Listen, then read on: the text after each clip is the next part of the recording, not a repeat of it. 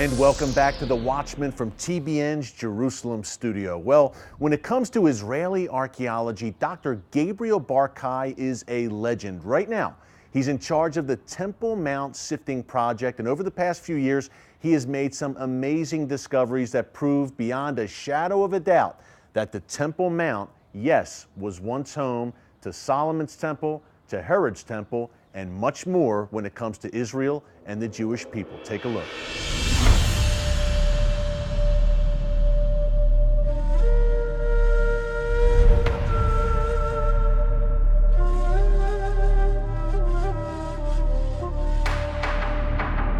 Now, the present day of the shape of the Temple Mount was given to it, the general framework around the Temple Mount was given to it by King Herod the Great some 2,000 years ago.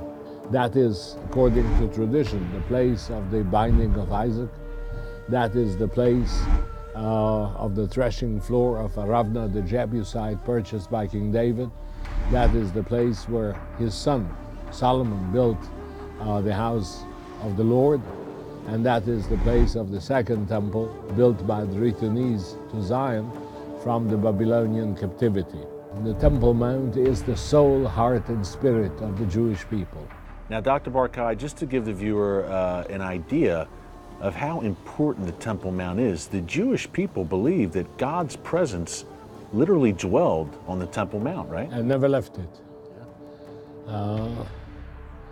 The idea of belief in one God, one dynasty, the house of David, and those two residing in one place, Jerusalem, that is one of the essential points of the days of Prophet Isaiah.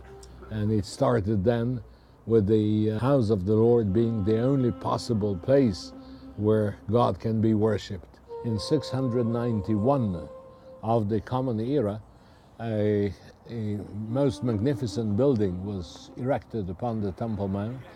That is the Dome of the Rock, which was meant to be a replacement of Solomon's temple. His son, Al-Walid, built a mosque next to it, the Al-Aqsa Mosque. This situation of the Dome of the Rock and Al-Aqsa Mosque, which lasted for centuries upon the Temple Mount, was breached in the 1990s. This enormous white area here is the roof over the great mosque, the subterranean mosque, which was added in the 1990s.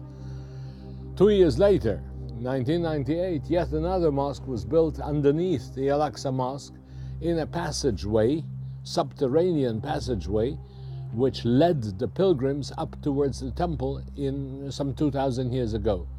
That is today known as the Mosque of the Ancient Aqsa.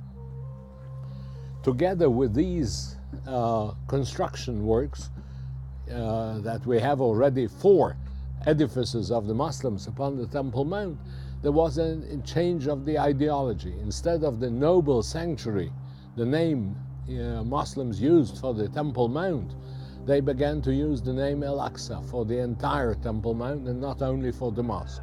Simultaneously, they began to spread the idea of the temple denial.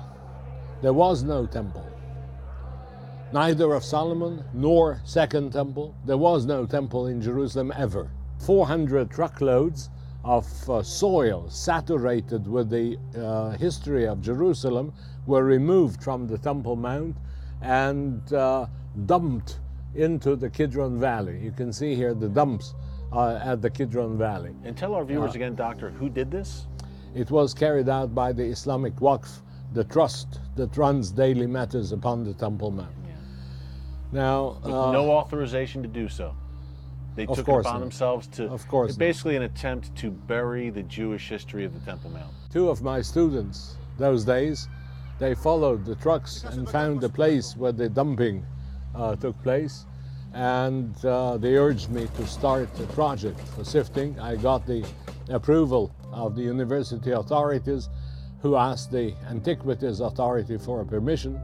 After long bureaucracy and after long deliberations, we got the permission. And so about 11 and a half years ago, we started this project. We have had until now approximately 250,000 volunteers who carry out the work of the sifting. They follow in the footsteps of the book of Psalms, saying that thy servants have cherished thy stones and loved thy earth. To see the excitement in the eyes of kids touching the holy soil of the Temple Mount and finding a coin which didn't see light for 2,000 years, it is really touching.